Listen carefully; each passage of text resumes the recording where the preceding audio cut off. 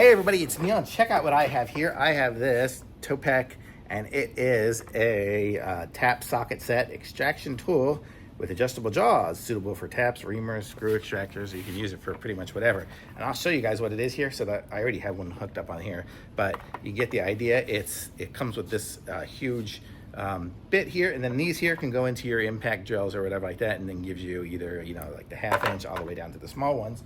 But then these here are the jaws. You can see like it's got that little square hole there, and you can adjust the bigness and smallness of it just by rotating it there.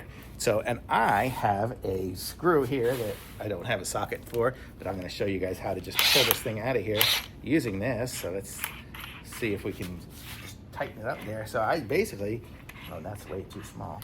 So you just kind of get it over there, and now it's over the item.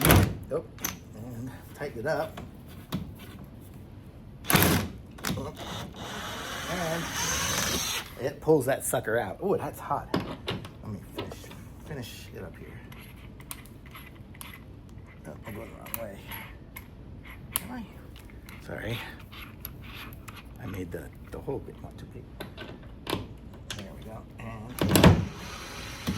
there, it's all the way out now. But you can kind of see how it works.